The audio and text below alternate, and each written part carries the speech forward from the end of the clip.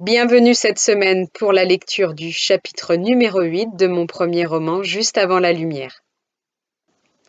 Chapitre 8. La nuit suivante, elle lui montre son nouveau lit. Elle lui caresse la tête et lui dit « Sois sage, Zaga. Bonne nuit et à demain. » Il ne conteste pas, s'endormant déjà dans son nouveau couffin, heureux d'être près d'elle pour cette nouvelle nuit. Suzanne enfile son pyjama après s'être brossé les dents et s'enveloppe dans la chaleur de son lit, sous la couette chaude et réconfortante contenant son odeur, source de repère et de sécurité. Elle s'endort rapidement, partant dans ses songes les plus profonds, contrairement à ses habitudes d'insomnie. Ce soir, tout est différent.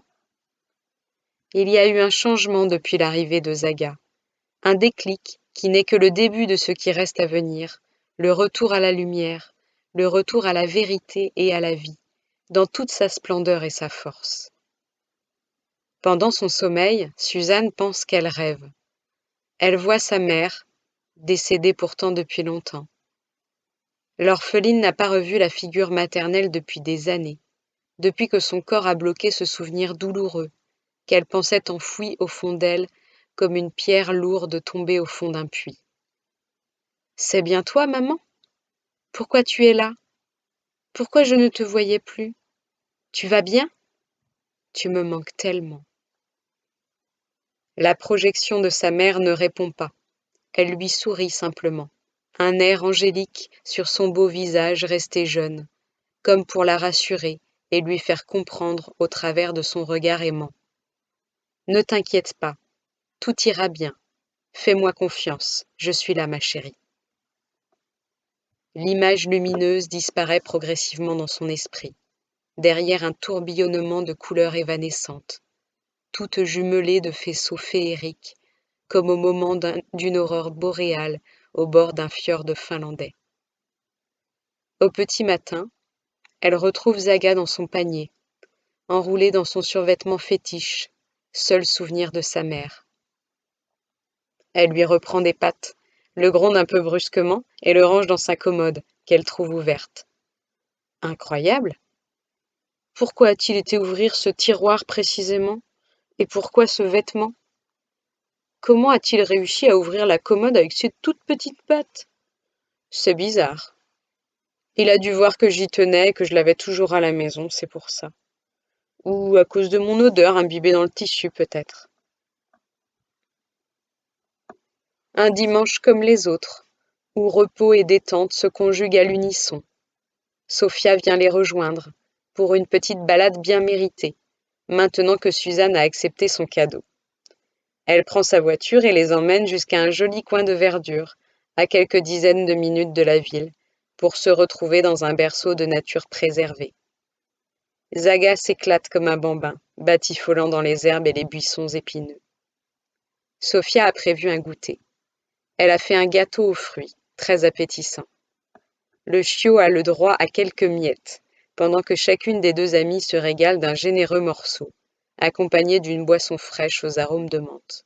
« Tu es vraiment une amie en or, Sophia. »« Tu es sérieuse, Suzanne ?»« Oui, pourquoi ? » ?»« Parce que tu ne fais jamais de compliments d'habitude. »« C'est vrai que je ne suis pas l'amie idéale. Je ne comprendrai d'ailleurs jamais pourquoi tu tiens à cette relation avec moi. » « Ne cherche pas. Je ressens une connexion avec toi, c'est comme ça. Je ne me pose pas de questions quant à savoir pourquoi. Je prends notre amitié comme elle est, sans jugement et en toute simplicité. Et puis, sache que ton foutu caractère me fait sacrément rigoler la plupart du temps, la taquine-t-elle d'un coup de coude. Je ne suis pas facile à vivre, c'est vrai, mais ton cadeau, dit-elle en regardant le chiot qui se goinfre les pattes en l'air et les babines retroussées, me pousse hors de mes vieilles habitudes. C'est pour ça que je te l'ai offert, tiens, se moque-t-elle. Je n'en voulais pas au début, mais c'est vrai qu'il est adorable. En plus, il est hyper sage. Enfin, à part quelques dérangements. Mais c'est normal, il est petit, il faut que je lui explique les choses. Je savais que j'avais choisi le bon pour toi. Quand je lui ai prononcé ton prénom et montré ta photo, il a aboyé et m'a sauté dessus. C'était son destin, d'être avec toi pour te câliner. en attendant que tu te décides à sauter sur un homme, un vrai. Toi alors, avec ton air innocent, tu as toujours une idée derrière la tête. Le lendemain matin, Suzanne retrouve à nouveau le survêtement dans le panier du chien. Interloquée, elle se demande à nouveau comment il a pu ouvrir ce tiroir, et le reprend simplement, décidant de le changer d'endroit. Elle le range dans sa penderie, sur une étagère en hauteur. À cet endroit-là, il ne pourra plus l'attraper. Elle ne le réprimande pas, pensant qu'il ne comprend pas ce qu'il fait. Après une petite balade matinale dans le parc en bas de chez elle, Suzanne remplit sa gamelle de croquettes, son bol d'eau et lui explique, droit dans les yeux, qu'elle part travailler car c'est lundi. Oui, je sais, tu vas devoir rester tout seul toute la journée, mais ne t'inquiète pas, je reviens vite ce soir. Sois sage, surtout, et quand je reviens, promis, on va faire une petite promenade. Zaga la regarde, sans comprendre, hochant la tête comme un amour de chien. Elle finit par une petite touche maquillage dans la salle de bain, ce qu'elle ne fait pas habituellement. Enfile sa veste et sort de l'appartement en verrouillant. Elle entend l'animal gémir de l'autre côté de la porte, ne comprenant pas pourquoi aujourd'hui elle s'en va sans lui. Je reviens ce soir, je ne t'abandonne pas. Ne fais pas trop de bruit pour les voisins, s'il te plaît. En arrivant au cabinet, elle salue Nicolas. À peine assise à son bureau, il en profite pour lui demander. Alors, comment va votre chien? Zaga va très bien. Il commence à prendre ses marques. Très bien, ravi de l'entendre. Daniel l'a beaucoup apprécié. Il veut bien le garder si vous avez besoin. Merci, c'est gentil à lui. Si vous êtes d'accord, nous pourrions organiser peut-être un pique-nique tous les 4 un de ces jours. Ça permettrait à Daniel de revoir Zaga et pour nous de faire plus ample connaissance. Si vous voulez, lui répond-elle, esquissant un sourire bien caché. J'en suis heureux. Dimanche prochain, s'il fait beau? Pourquoi pas, c'est une bonne idée. Vous m'envoyez ravi. Je vous rejoins pour la réunion hebdomadaire en salle de réunion. Je dois passer un appel avant. À tout de suite alors, Suzanne, dit l'avocat en sortant de son bureau, tout sourire. À peine Nicolas a-t-il quitté le bureau qu'elle prend son téléphone pour appeler Sophia. À la vue de son nom, son ami décroche et lui crie à l'oreille. Suzanne, quel bon vent t'amène? Tu ne devineras jamais. Tu as trouvé l'homme de ta vie? Pourquoi tu dis ça? C'est une blague, Suzanne, mais j'aimerais bien que ce soit vrai.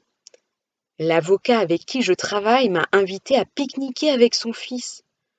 Donc tu as bien trouvé l'homme de ta vie, tu vois, se réjouit-elle. C'est mon cadeau qui te porte chance. Suzanne apprécie Nicolas. Ils ne sont pas très proches, mais ils s'entendent bien au travail.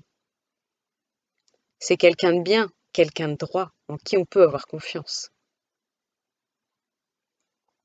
Elle n'a jamais osé imaginer qu'un homme comme lui puisse un jour lui porter de l'attention. Mais depuis que sa femme est partie, ils se sont rapprochés. Elle sent qu'il la regarde, même si elle ne sait pas pourquoi elle l'intéresse. Elle ressent une certaine attirance et voit bien qu'il lui porte un nouvel intérêt. C'est un homme brillant. Il est grand, svelte, sans être athlétique. Des cheveux courts, bruns tirant sur le châtain. Un grain de beauté près de l'oreille gauche, bien distinctif, et un sourire cajoleur, avec une petite fossette, parfois à droite, qui ferait craquer n'importe quelle femme. Nicolas est toujours très élégant, smoking et chaussures cirées. Cela aussi la fascine. Elle aime les hommes qui prennent soin d'eux et qui ont le souci de leur apparence. Elle aime les hommes qui ont le contrôle d'eux-mêmes et qui savent se tenir correctement, contrairement aux souvenirs de son père. C'est ce qui lui avait plu également chez l'homme d'affaires, avec qui elle avait eu une relation pointillée il y a quelques années. Charismatique, sortant d'une situation sentimentale compliquée, avec une femme qui l'avait bafouée et profité de son argent, elle avait craqué pour cet homme sûr de lui dans la vie, mais dévasté par l'attitude de sa femme. Suzanne avait servi de pansement, le temps qu'il reprenne sa vie en main. Elle n'avait pas eu de regrets, ni même de peine quand ils avaient arrêté de se voir. Il ne l'attendrissait plus comme au départ, à leur rencontre. Il ne se confiait plus, il avait repris son attitude de meneur. Il pensait que ses penchés étaient signes de faiblesse et voulait retrouver sa virilité. Dur comme la pierre, il ne montrait plus ses sentiments et cela déplaisait à la jeune femme, qui appréciait les hommes sensibles. Elle ne voulait en aucun cas un fiancé qui lui fasse repenser à son père, même si cela n'était pas comparable. Suzanne est encore assise à son bureau à rêvasser, ce qui ne lui arrive pourtant jamais. Un collègue de bureau voisin cogne à la vitre en verre pour lui dire « Dépêche-toi, la réunion va commencer !» « Oui, j'arrive !» répond-elle par réflexe, se mettant en chemin aussitôt, reprenant contact avec la réalité. Pendant la réunion, Nicolas la regarde par moments du coin de l'œil, lui envoyant quelques sourires, ce qui la fait rougir devant tout le monde. Pensant que tout le monde se rend compte de son malaise, elle se cache la tête dans ses mains. Que vont penser les collègues ?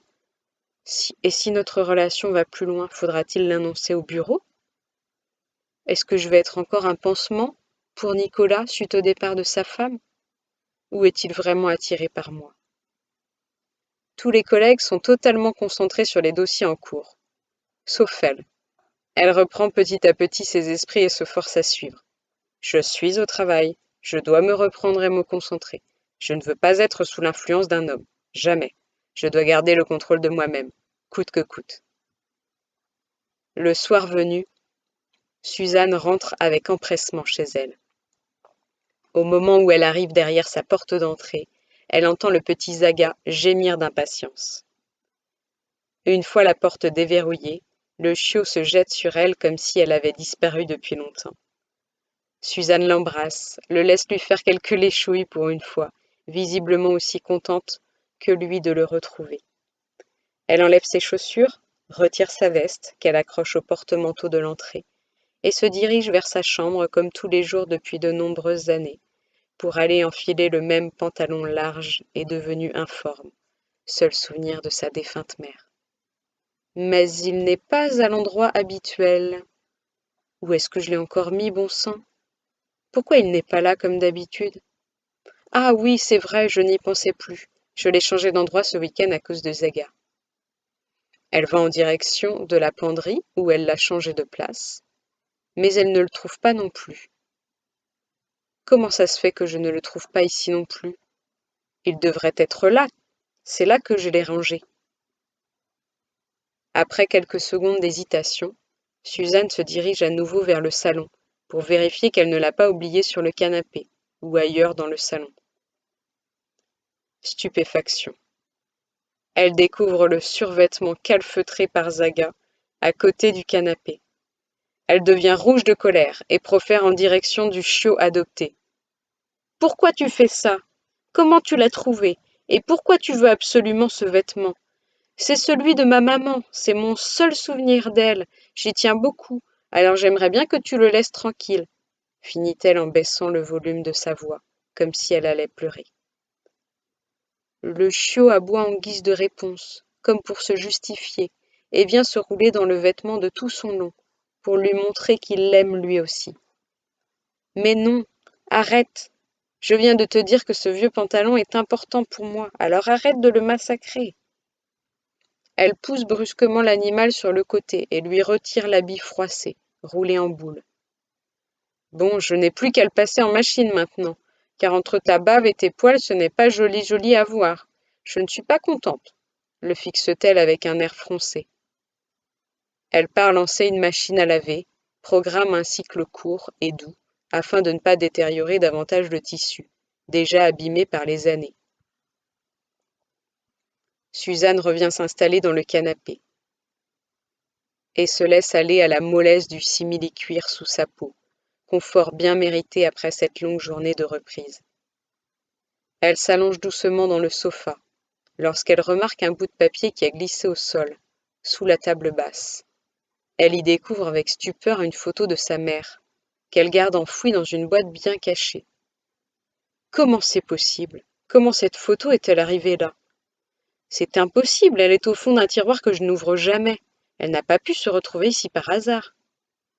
Elle fonce droit dans sa chambre et découvre le tiroir en question ouvert, les affaires jonchant le sol, éparpillées, comme si quelqu'un l'avait cambriolé. Elle crie jusqu'au salon. « Zaga, ça aussi c'est toi !» Il la rejoint dans la chambre sans comprendre et se frotte à sa jambe pour quémander un câlin. Sa maîtresse s'assoit sur son lit, complètement sonnée, la photo toujours dans la main. Le chien aboie en voyant l'image, comme s'il comprenait qui c'était. Suzanne se met à l'observer. Son comportement a changé à la vue du portrait. Il est tout énervé, aboie et sautille de joie, comme s'il reconnaissait Thérèse. Mais c'est impossible, n'arrête pas de se dire Suzanne.